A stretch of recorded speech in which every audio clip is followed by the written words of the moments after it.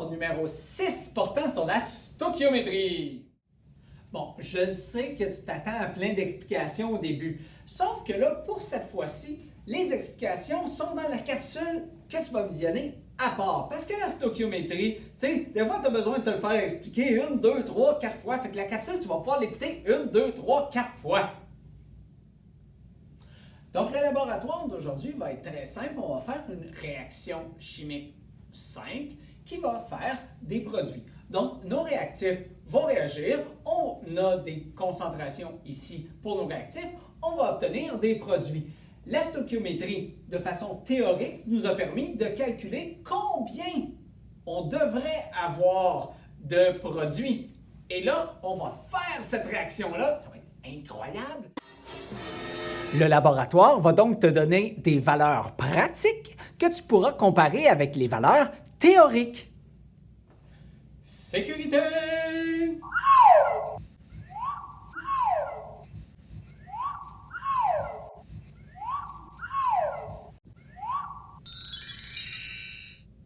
Donc, la réaction qu'on va faire va former un précipité.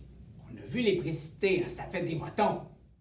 On va donc recueillir ces motons par filtration. On va utiliser un papier filtre. C'est un peu comme faire du café, là, mais on ne le prendra pas après. Un bon café. Bon, on va-tu y aller au labo, là? Première étape, on va peser le papier filtre. Donc, on s'assure que la balance est à 0. On pèse sur 0. On pèse notre papier filtre. N'oublie pas, toutes les valeurs vont être données dans un tableau. On va tout donner ça en même temps. Okay?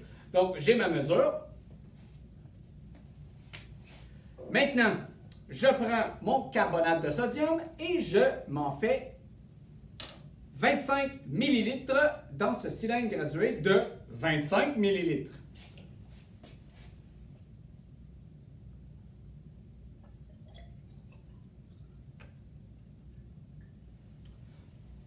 Toujours ajusté au compte-gouttes à la fin. Et voilà. Et voilà, 25 ml. On mesure également 25 ml de chlorure de calcium. Donc, même chose.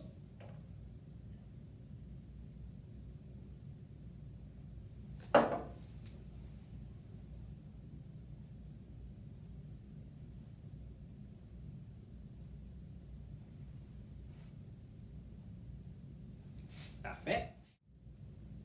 Donc, ici, on a nos deux réactifs qui sont séparés. On va les mélanger dans un bécher de 100 ml. On remarque un précipité! Oh! On va brasser un peu pour que la réaction se fasse partout.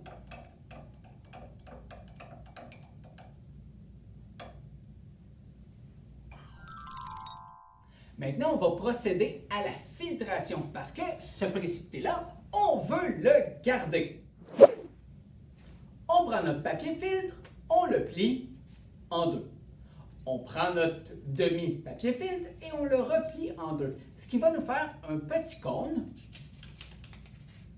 qu'on va pouvoir placer dans notre entonnoir ici. Il nous reste à prendre nos réactifs et les verser délicatement. On voit que ça tombe dedans. Les motons vont rester. On va lui donner le temps de couler un peu.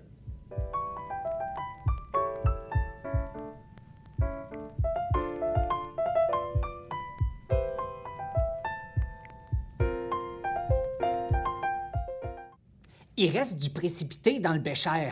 On va rincer avec de l'eau distillée pour que l'ensemble de la matière se ramasse dans l'entonnoir. Par contre, ce n'est pas tous les laboratoires où tu pourras rincer et utiliser autant d'eau que nécessaire. Donc, ça dépend du but de ton laboratoire. Ici, le but, c'est le précipité. On met ce qui reste, on rince encore, et voilà, il nous reste qu'à attendre. Maintenant, notre filtration est terminée. Donc l'ensemble du liquide est rendu dans l'Erlenmeyer et notre résidu solide se trouve dans le papier filtre. Regarde comme c'est beau! Maintenant, on veut savoir la quantité de résidus qu'on a recueillis. Il va donc falloir sécher le filtre. Donc, on le déplie, on l'installe sur un papier et on va attendre à peu près 24 heures, le temps que ça sèche.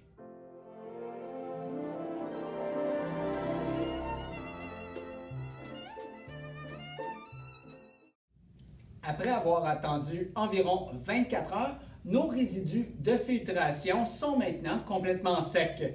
On les voit ici sur le papier filtre. Gros plan! On a donc ici notre carbonate de calcium qui est séché sur notre filtre. Il nous reste donc à peser l'ensemble du filtre et du carbonate de calcium. On met ça sur la balance. Les résultats te seront fournis pour calculer la masse de carbonate de calcium.